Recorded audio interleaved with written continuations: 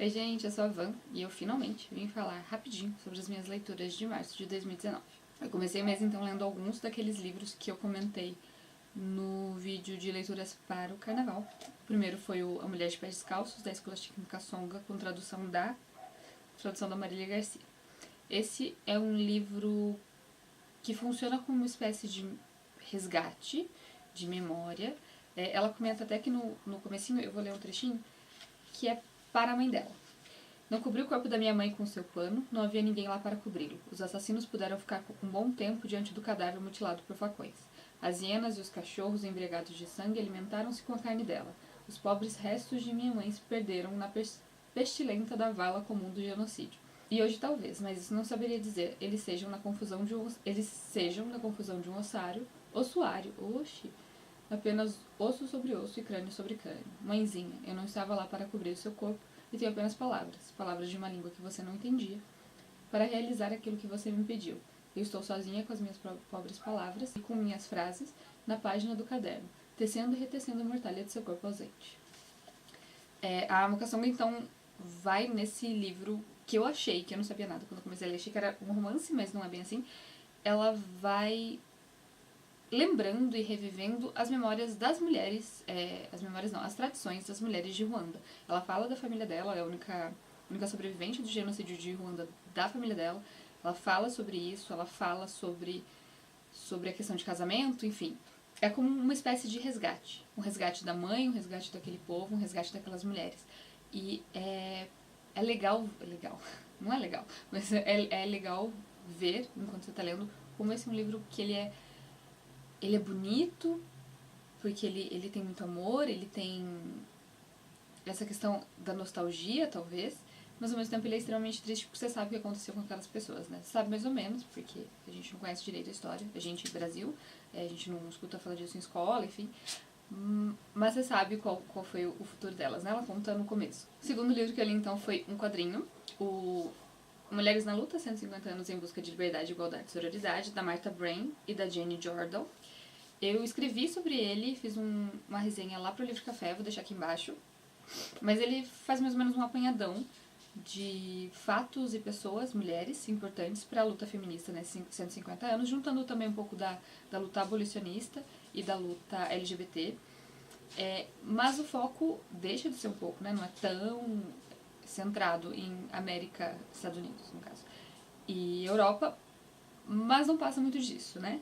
Então, eu acho que é um ótimo começo, acho que é um ótimo quadrinho para adolescentes, para pessoas que estão começando a conhecer mais sobre feminismo e tudo mais, mas para quem já tem uma bagagem ou para quem espera uma visão não tão europeia e americana, sente falta de algumas coisas, como por exemplo a história do feminismo no Brasil, que eles até colocam aqui nessa edição no final um textinho sobre, e também sobre a América Latina de fato, um pouco mais sobre a África, enfim. Tudo isso pra dizer que é um quadrinho legal, mas que não traz grandes novidades. Eu esqueci de comentar, mas a tradução é da Christine Liga Hubu. Depois eu li O Método Albertini, da Anne Carson, com tradução da Vilma Areias e do Francisco Guimarães. E aí eu cometi um grande erro naquele vídeo, falando, porque é sobre um livro que ainda não foi traduzido pro Brasil, porque aqui na orelha tá em francês, mas é sobre Em Busca do Tempo Perdido, o livro do Proust. Não lembro se ela fala sobre todos os livros, porque eu não li Em Busca do Tempo Perdido e nem nenhum outro livro do Proust, porque eu confesso que tem um pouquinho de preguicinha. Não sei se lerei algum dia. Fiquei com menos preguiça por causa desse livro, mas enfim, esse livro é uma espécie de crítica literária do Em Busca do Tempo Perdido, especificamente falando sobre a Albertine, que é uma das personagens.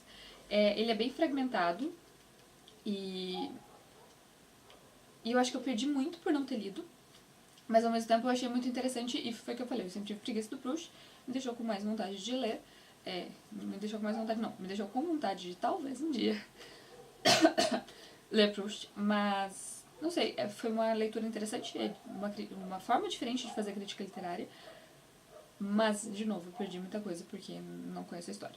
Depois disso eu li 2 quadrinhos que eu não tenho aqui, então vou deixar a capinha aqui do lado. Eu li o From Home, da Alison Bechdel, com tradução do André Conte. É o meu segundo quadrinho da Alison. Eu comecei com Você e Minha Mãe, que talvez eu goste mais, não por questão de, porque é melhor ou não. lembrando, os dois são quadrinhos autobiográficos. O primeiro, que é o Você, Minha Mãe, o primeiro que eu li, é focado especificamente na relação dela com a mãe, o Fan Home na relação com o pai. Mas eu acho que eu gosto mais do Você, Minha Mãe, porque eu gosto mais da ligação que ela faz com o livro da Virginia Woolf, que eu não vou lembrar qual é, e com a teoria do... Como é o nome dele? Winnicott. Com a teoria do Winnicott. Eu gosto dessa brincadeira que ela faz nele. Você, Minha Mãe, segue mais ou menos o mesmo esqueminha de ela falar sobre a relação com o pai, ela vai falar sobre como às vezes é difícil, né, essa comunicação com pessoas que são diferentes da gente, mas que é nossa família, mas também como é sutil também a forma como a gente consegue, às vezes, fazer com que essa comunicação aconteça. Ela usa, por exemplo, os livros que ela lia com o pai, ou que o pai recomendava para ela, os livros da faculdade que ela conversava com o pai, era o momento que ela tinha essa conversa e essa aproximação do pai. Quando o pai morre, que não é spoiler, quando o pai morre, os livros que o pai deixou e as marcas, né, que ele deixou, e aí você fica pensando, poxa, eu deixo marcas também no livro, será que um dia, quando eu morrer, as pessoas vão pegar e vão ver umas marcas aleatórias? Eu escrevo também umas coisas meio bestas, mas enfim, não é sobre isso. Eu gosto muito do jeito com que a Alison trabalha com a questão das cores, eu gosto muito do jeito como ela mistura, tem isso também no Fan Home, tem mais no Você, Minha Mãe, mas também tem no Fan Home, o jeito que ela mistura outros livros, outros trechos, outras coisas importantes para a vida dela, e é lindo e todo mundo devia ler a Alison, ela é maravilhosa. E o segundo quadrinho que eu li foi o QP, da Power Paola, com tradução da Cecília Arbulave, eu não entendi minha própria letra. Também é o segundo quadrinho que eu leio da Power Paola. A gente continuou com a saga do aspirador, aparentemente. E o WhatsApp? O quê? E o aspirador chegando cada vez mais perto. E o WhatsApp de novo. Eu vou continuar mesmo assim. O QP, então, é uma compilação de tirinhas que a Power Paola e o Q, que é um antigo namorado dela, fizeram. Às vezes tem acho que um ou dois em conjunto, né, dos dois, e o resto que ela fez sozinha. Durante o relacionamento deles, enfim, sobre questões que eles passavam no relacionamento, fala sobre saudades, fala sobre aquelas briguinhas meio bestas, sobre uns momentos que nada acontece, mas que é bonito, que toda relação tem, e fala sobre término também. E me deixou pensando sobre essa coisa de, quando alguém termina e fala que, porque não deu certo.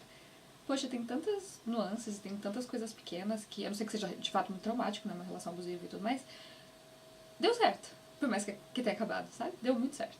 O próximo livro que eu li, eu também não tenho aqui, vou deixar a capinha do lado, foi Vox, da Cristina Dauscha, com tradução do Ao Escalado. Esse, então, é uma distopia, mais ou menos no estilo do conto da Ai. Eu não gosto quando as pessoas comparam, porque qualquer distopia meio feminista que apareça, a galera vai comparar com o conto da Ai, mas eu acho que nesse sentido nesse caso faz sentido. Nesse sentido faz caso, chaves. Nesse caso faz muito sentido, porque de fato lembra algumas questões. Por exemplo, o marido da Jean, que eu não conto a sinopse, já vou falando as coisas. É porque eu quero que seja rápido. Me lembra muito o marido da Alfred e, enfim, eu vou falar agora a sinopse do negócio. A pessoa fica muito tempo sem fazer resumo do mês, eu não lembro mais como é que faz. Essa distopia, a gente acompanha a doutora Jean, ela é a personagem principal e a narradora. Então a gente, né, sabe tudo pelo olhar dela. Ela começa falando que ela ajudou a derrubar o governo, então também isso é a primeira coisa que a gente sabe, que isso vai acabar. E nessa primeira parte do livro ela vai explicando o que aconteceu e como aconteceu. Então, a gente tá aqui nos Estados Unidos, né, pra variar, dominado por um governo teocrático e super mega conservador. E as mulheres, de repente, elas ganham uma pulseira, que é um contador, e elas só podem falar 100 palavras por dia. Então, esse livro meio que vai tratando dessa questão. Essa primeira parte é a Jean contando como ela passou de uma cientista, né, de uma linguista, para aquela mulher que fica em casa e que não tem o respeito dos filhos, porque os filhos são homens e ela só pode falar sem palavras. O governo coloca essa como uma medida para educar as mulheres, e a Jean, ela sempre traz essas questões de, poxa, ela lembra como era, ela lembra muito bem como era, mas a filha dela, que tem 6 anos, colocou a pulseira com 3 anos. E aí a filha, um dia, chega em casa muito feliz porque ganhou um prêmio de silêncio, porque ela não falou nenhuma palavra. E ela começa a pensar, poxa, minha filha não vai lembrar como é falar, né? Minha filha não vai ter esses questionamentos que eu tenho. E se você não fala, e se você não aprende, porque as mulheres também não precisam aprender tanto.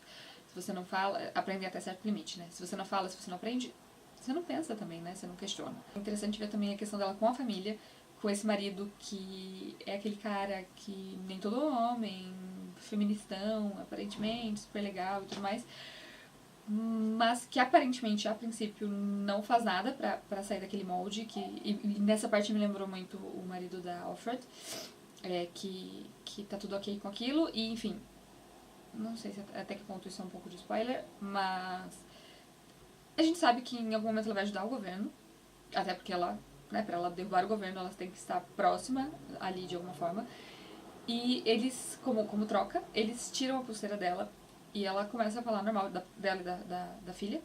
E ela começa a falar normalmente, e aí chega um momento de uma discussão com o marido que ele fala, poxa, eu sentia falta quando você só... Tô sentindo falta de quando você só podia falar sem palavras. Mostra também essa relação dela, ela tem 3 filhos homens, os 2 do meio não tem tanta participação, mas o filho mais velho, ele tá totalmente doutrinado por aquele esquema do governo e aí você vê a dualidade dela, porque, poxa, eu amo meu filho, é o meu filho, mas eu não gosto dessa pessoa, de quem ele está se tornando. De modo geral, é um livro que você lê muito rápido, porque tem muitas semelhanças com o que a gente está vivendo hoje em dia, hoje, né, aqui no Brasil, com essas pessoas. Enfim, mas eu não gosto tanto do final. Eu acho que eu gosto mais dessa parte de reflexão do que da parte de que todo mundo, quando tudo acontece, eu acho muito rápido. Não sei, eu acho umas partes meio desnecessárias. Enfim, é um livro bom que eu gostaria que tivesse mais. Que fosse mais tipo o conto da Aya, nesse sentido, de ficar mais nessa parte da reflexão. Tudo bem que é ótimo ver, né, como ela destrói o governo e tudo mais, mas eu gosto muito mais dessa parte de reflexão e dela falando de como é ser uma linguista e dessas coisas do que quando a ação de fato acontece. Depois disso, eu li essa coisa muito maravilhosa chamada Revolução Laura, que é o livro da Manuela Dávila. Eu consegui autógrafo, mas não consegui foto, porque eu fui pra ver uma palestra da Manuela e acabou não dando tempo dela autografar de todo mundo, então ela levou o livro lá pra cima e ficou autografando enquanto o pessoal tava se apresentando. E foi muito legal ter acesso a esse livro, porque eu não sei ainda sobre a questão de maternidade, de ser mãe e tal, um questionamento que eu me faço às vezes, mas é muito legal poder pegar isso aqui, que é uma espécie de manifesto, de carta, de declaração de amor, de, sei lá, é um monte de coisa junto, pra repensar a questão da maternidade, a questão de ser mulher e a questão de ser mãe na política, de ser uma mulher na política. Tem até um trecho que eu vou ler também, em que a Manuela fala especificamente sobre aquela foto que rolou dela amamentando a Laura enquanto ela estava na Assembleia. E ela diz: o que chamava atenção na foto, em minha opinião, mulheres em espaço de poder, crianças em espaço de poder, vida em espaço de poder. A política masculina e machista, a política não tem espaço para as mulheres, a política não tem espaço para o que nos diferencia dos homens. A política não tem espaço para a ingenuidade e para a alegria das crianças. Não tem espaço para a naturalidade com que conciliamos nosso trabalho e nossas lutas com nossos bebês. Levar Laura comigo tornou-se, sem que eu percebesse, uma forma de resistir à política que desumaniza. Nesse livro, então, a Manu vai falar sobre como é ser mãe especificamente da Laura, como é ser uma mulher de esquerda na política e quais as consequências disso, né? Ela conta alguns relatos que ela passou com a Laura, por exemplo, com 4 meses as duas foram agredidas fisicamente por uma mulher. Agora, na época da presidência, em outubro, né, que ela estava concorrendo à vice-presidência, ela tava num hotel com Laura comendo, tomando café da manhã, e aí chega uma mulher que começa a xingá-las, e ela fica toda preocupada, e depois que a mulher finalmente sai e para com toda aquela violência, e ela olha pra Laura, e a Laura, maravilhosa, vira pra ela e fala, poxa, mãe, esse é o melhor pão de queijo que eu já comi, ou qualquer coisa do tipo. Então é legal e é triste ao mesmo tempo, né, ver tudo isso de uma proximidade maior. E tem uma parte específica em que ela fala, como uma carta, uma espécie de carta mesmo pra Laura mais velha, que ela gostaria muito de ver a Laura crescer. E aí a gente volta pra questão de como a gente tá na política hoje em dia. E eu me peguei pensando, cara, será que ela vai conseguir? Porque a gente tá vivendo num país em que as pessoas buscam exílio, em que as pessoas são mortas por política, por questões políticas. Em que a gente tem que lidar com esse tanto de coisa, e quando você lê um livro desse, você se questiona, poxa, será que ela vai conseguir ver a filha crescer? E você se pega com lágrimas nos olhos. Esse não é um livro muito técnico sobre maternidade, muito técnico sobre política, ele é bem pessoal, e é muito rápido de ler porque é muito pessoal, também acho que exatamente por isso. E não sei, eu fiquei muito apaixonada. E por fim, eu li o Mônica Tesouros, da Bianca Pinheiro, que também está autografado, mas dessa vez com desenho. Esse então é a continuação. Não sei se é continuação, mas tipo continuação. Do Mônica Força, que a Bianca também escreveu pro Graphic MSP. No Mônica Força, de novo, não sei.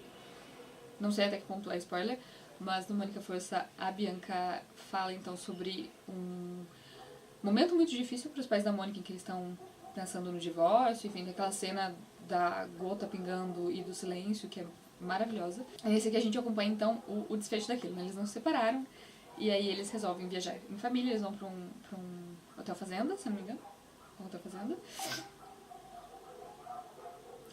No meio do caminho, Sansão perde um olho.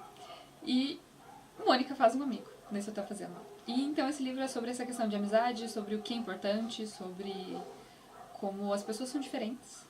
E sobre, não sei, sobre contato, acho, de fato. E é muito bonitinho. Então é isso. Essas foram as minhas leituras de março. Eu logo volto com as leituras de abril, que não foram tantas. Eu decidi entrar para esse mundo das newsletters. Eu mandei uma hoje. Hoje! Eu devia desligar isso, né? Então eu vou deixar o link também pra minha newsletter ali embaixo. E acho que é só.